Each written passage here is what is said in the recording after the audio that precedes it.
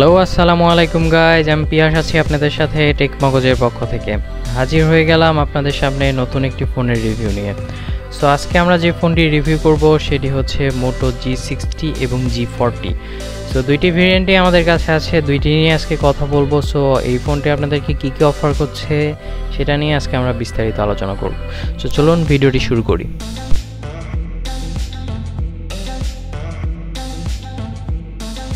প্রথমে আসি ফোনটির আনবক্সিংয়ে G40 এবং G60 দুইটা ফোনেই সেম আনবক্সিং ছিল। সো আমরা একটা ফোনকেই শো করলাম আপনাদের সামনে, G60 আনবক্সিংটা আমরা করছি। সো প্রথমে আনবক্সিং করার সাথে সাথে আমরা পেয়ে যাচ্ছি G60 ফোনটি, এবং এই ফোনটির সাথে ব্যাক কভার লাগানোই আছে, মানে প্রোটেক্টিভ কেস লাগানোই আছে। মোটর সবগুলো ফোনেই প্রায় প্রোটেক্টিভ কেসগুলো লাগানোই থাকে। এরপরে পেয়ে যাচ্ছি ইউজার ম্যানুয়াল, সিম এজেক্টর, একটি pin, USB type C cable এবং 20 ওয়াটের একটি ফাস্ট চার্জার। প্রথমে আসি ফোনটির ডিজাইনে। ফোনটির ডিজাইন আমার কাছে যথেষ্ট সুন্দর লেগেছে। ফোনটিতে পলিকার্বনেট গ্লসি ফিনিশ দেওয়া হয়েছে, প্লাস্টিক বডি দেওয়া হয়েছে, আর কোনো রকম গ্লাসের প্রোটেকশন নাই। এটা এজন্যই বক্সের ভেতরে প্রোভাইড করা হচ্ছে প্রোটেক্টিভ কেস, কারণ এতে যে কোনো সময় ক্র্যাশ পড়ে যাওয়ার সম্ভাবনা থাকে। ফোনের পেছনে ক্যামেরা মডিউলটা দেওয়া হয়েছে, ট্রিপল ক্যামেরা সেটআপ দেওয়া হয়েছে, ফিঙ্গারপ্রিন্ট স্ক্যানারটা দেওয়া হয়েছে পেছনে। সো সব দিক থেকে ফোনটি আমার কাছে যথেষ্ট ডিজাইনের দিক থেকে ভালোই লেগেছে। ফোনটির নিচে দেওয়া হয়েছে একটি speaker grille, type C port এবং একটি মাইক্রোফোন। ফোনটির লেফট সাইডে দেওয়া হয়েছে সিম কার্ড ট্রে। এই সিম কার্ড ট্রেটি ডেডিকেটেড সিম কার্ড ট্রে, এবং ফোনটির ওপরে দেওয়া হয়েছে একটি 3.5 মিলিমিটার হেডফোন জ্যাক এবং নয়েজ ক্যান্সেলেশন মাইক্রোফোন বা সেকেন্ডারি মাইক্রোফোন। ফোনটির রাইট সাইডে ব্যবহার করা হয়েছে power button, volume up and down button এবং গুগল অ্যাসিস্ট্যান্ট বাটন। ফোনটিতে ব্যবহার করা হয়েছে 6000 mAh এর একটি বিগ ব্যাটারি, এবং এই বিগ ব্যাটারিকে চার্জ দেওয়ার জন্য বক্সে প্রোভাইড করা হয়েছে 20 ওয়াটের একটি চার্জার। তো এই চার্জারটি দিয়ে এই ফোনটিকে চার্জ দিতে প্রায় 2 ঘন্টা 20 মিনিট বা 30 মিনিটের কাছাকাছি সময় লেগে যাচ্ছিল, এবং এই ব্যাটারি দিয়ে আপনারা ডে টু ডে ইউজে 2 থেকে 3 দিন অনায়াসে ব্যাকআপ পাবেন, আর যদি গেমার হয়ে থাকেন তাহলে অনায়াসে 1 দিনের মতো ব্যাকআপ পেয়ে যাবেন। ফোনটিতে এত বড় ব্যাটারি ব্যবহার করার কারণে এই ফোনটির ওজন অনেক বেশি হয়ে গেছে। এই ফোনটির ওজন 225 গ্রাম হয়েছে।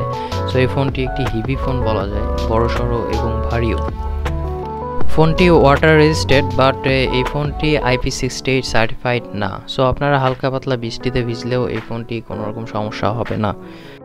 এবার আসি ফোনটির ডিসপ্লে সেকশনে। ফোনটিতে ব্যবহার করা হয়েছে 6.8 ইঞ্চির max vision full HD plus display, এবং HDR10 এর সাথে পাচ্ছেন আপনারা 120 হার্টজের রিফ্রেশ রেট।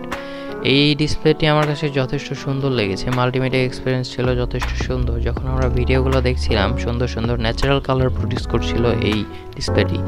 IPS ডিসপ্লে হলেও এই ডিসপ্লেটি অনেক যথেষ্ট সুন্দর এবং ভালো লেগেছে আমার কাছে। এই ডিসপ্লেটিকে প্রোটেক্ট করছে কর্নিং গরিলা গ্লাস হয়তোবা, বাট কোন গরিলা গ্লাস প্রোটেক্ট করছে এটা কোনো ওয়েবসাইটে খুঁজেও আমরা পাই নাই।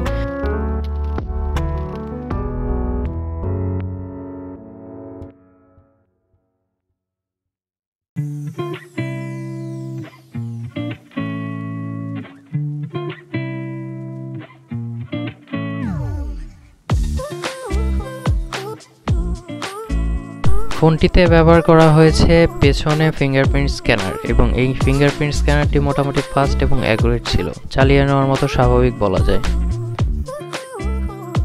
ফোনটিতে আউট অফ দ্য বক্সে আপনারা পেয়ে যাচ্ছেন স্টক অ্যান্ড্রয়েড 11 এবং 2 ইয়ার্সের আপডেট পাচ্ছেন, এখানে 4 লেয়ারের সিকিউরিটি পাচ্ছেন, এবং এই ফোনটিতে থাকছে মাই ইউএক্স। সো ইউএক্সটা যথেষ্ট ফাস্ট এবং অ্যাকুরেট ছিল, এবং ইউএক্সটা আপনারা কাস্টমাইজ করে নিতে পারবেন। সমস্ত কিছুই কাস্টমাইজ করা যায় ইউএক্সে। ফোনটিতে থাকছে ওয়াইল্ড ওয়াইন L1 এবং ক্যামেরা টু API এর সাপোর্ট।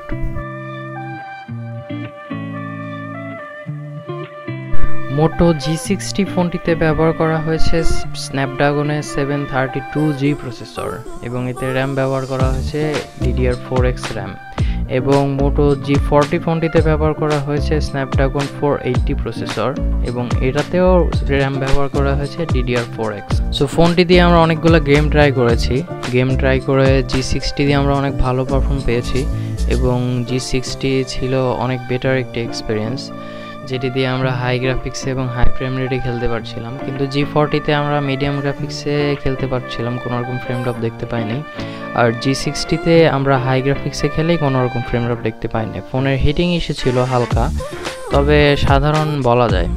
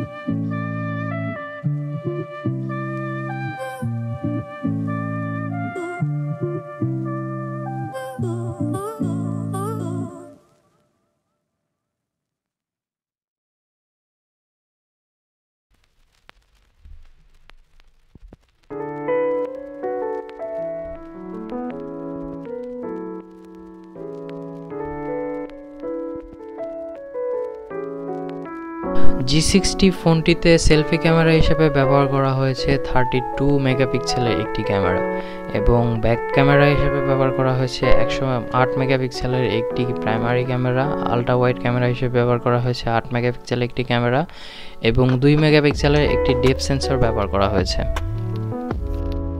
মোটো G40 ফোনটিতে ক্যামেরা সেকশনে ব্যবহার করা হয়েছে সেলফি ক্যামেরা হিসেবে 16 মেগাপিক্সেলের একটি ক্যামেরা, এবং পেছনে দেওয়া হয়েছে প্রাইমারি ক্যামেরা হিসেবে 64 মেগাপিক্সেলের একটি ক্যামেরা, 8 মেগাপিক্সেলের একটি আলট্রা ওয়াইড ক্যামেরা এবং 2 মেগাপিক্সেলের একটি ডেপথ সেন্সর।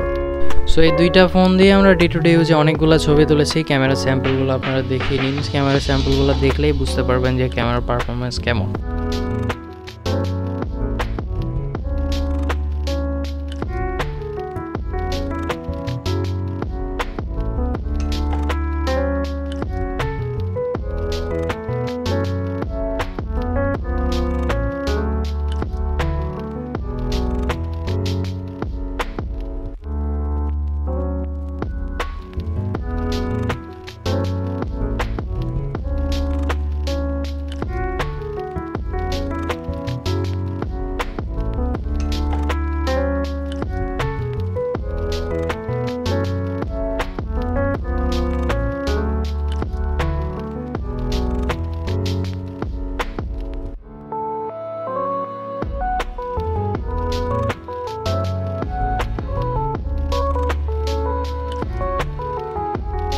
এবার আসি কানেক্টিভিটিতে আপনারা পাচ্ছেন 2:2 MIMO, carrier aggregation, dual 4G VoLTE, wifi calling, Bluetooth 5 এবং ডুয়েল ব্যান্ড ওয়াইফাই।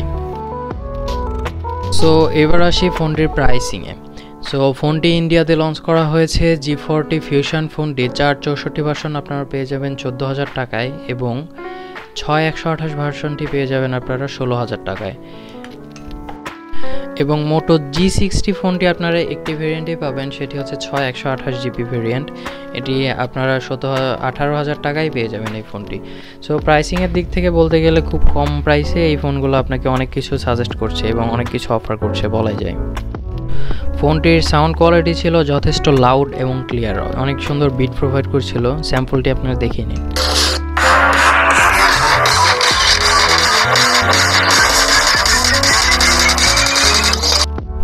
ফোনটির স্টোরেজ সেকশনে ব্যবহার করা হয়েছে UMCP স্টোরেজ, যেটি UFS 2.1 এর মতো বলা যায়। সো শেষ কথায় বলতে গেলে যে ফোনটি আমার কাছে অনেক সুন্দর লেগেছে, ফোনটির ডিজাইন সুন্দর লেগেছে, ফোনটির ব্যাটারি দেওয়া হয়েছে অনেক বড়, বাট ফোনটি একটু হেভি বড় লেগেছে আমার কাছে এবং অনেক ওজনের। সো ফোনটি কেনার আগে ফোনটি একটু চেক করে নেবেন যে আপনার হাতে এই ফোনটি ইউজ করা যাবে কিনা বা আপনি ইউজ করতে পারবেন কিনা, ফোনটি দেখে কিনা ভালো। আর এই ফোনটির ডিসপ্লেতে যদি অ্যামোলেড প্যানেল ডিসপ্লে দেওয়া হতো তাহলে অনেক ভালো হতো। ফোনটিতে যদি আর একটু বেশি ওয়াটের চার্জার দেওয়া হতো তাহলে আরও ভালো হতো। তো সব কিছু মিলিয়ে ফোনটি আমার ডিসেন্ট মনে হয়েছে। সো ফোনটি যদি এই প্রাইসে আপনাদের কাছে ভালো লেগে থাকে ভিডিওটি রিভিউ দেখে, তাহলে ফোনটি আপনারা নিতেই পারেন। সো ভিডিওটি ভালো লাগলে সাবস্ক্রাইব করে আমাদের পাশে থাকবেন, আমাদের নতুন চ্যানেল সাবস্ক্রাইব করে আমাদের পাশে থাকলে আমরা খুবই খুশি হব। সো ভিডিওটি ভালো লাগলে লাইক করবেন, কমেন্ট করবেন এবং আমাদের সাথে থাকবেন। ধন্যবাদ সবাইকে।